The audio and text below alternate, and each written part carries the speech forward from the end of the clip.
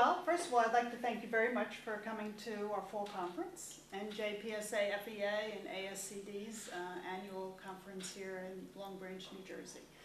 You've given us so much to think about this morning, and in the midst of all of the initiatives that are being implemented and required in our state as well as other states, it's really difficult to sift through all of the very positive ideas you've presented to us and select ones that we can go back to our schools now and implement that won't further stress out already stressed and in some cases demoralized faculty, staff, and kids. Yeah. So, what do you think? You know, I agree.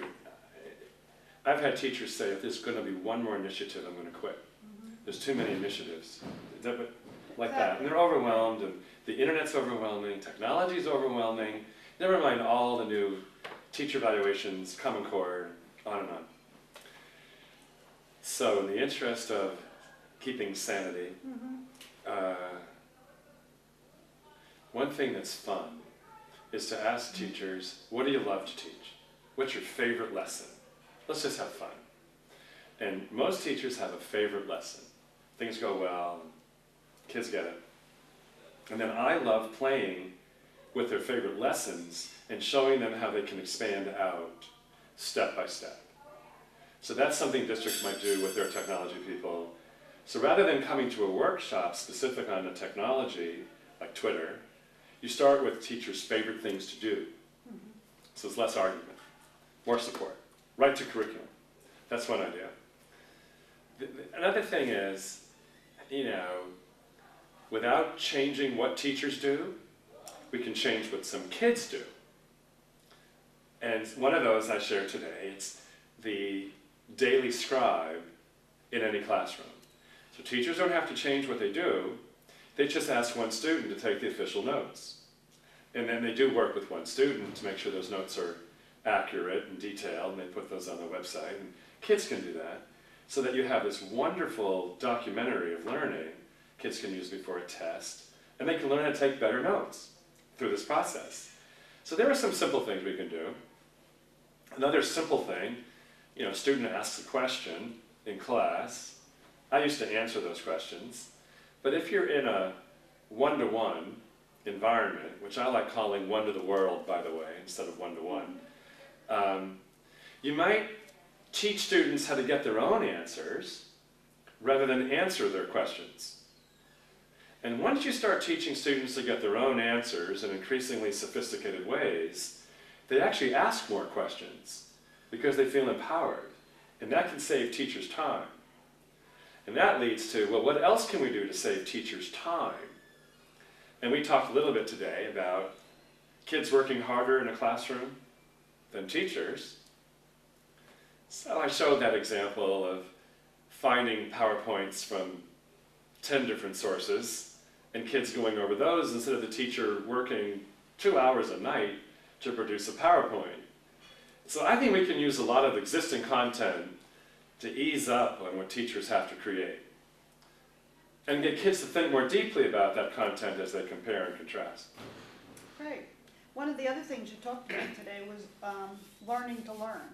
Learning to learn. And I really like that idea with students, but it also applies to educators. Yes. And yes. That falls right in with what you're just saying. Yeah, if I were only going to teach teachers one thing, and I really had license, it would be to teach every teacher to manage their own professional development. Right. How do you create your own environment, your own network of people around the world? How do you keep up in your subject? And how do you keep up with innovation? And we empower teachers. And some of it is individual, but a lot of it is collaborative also. How do we work together to help each other? And that's really the role of a principal and administrator, isn't it? To build community of colleagues working together. Most definitely. Yeah. And then the other piece that we just talked about on the way in is the parent piece. Ah, the parent piece. To address that a little bit and the whole scheme of this learning to learn. Yeah, and I had a lot of questions on that during the break. People saying, what can we do for our parents? So let me make an extreme case first. I've had parents show up after an iPad comes home, and they'll call the principal and say, this is ruining family life. Kid's in his bedroom, and I don't know whether he's doing homework or watching videos, or what am I supposed to do now? Because you sent this home, and you didn't help me. So we got to help parents. And so all kinds of things, parent nights, teaching them how they can engage, pictures home from the classroom, documenting learning, resources for parents, workshops with parents and their children can come together.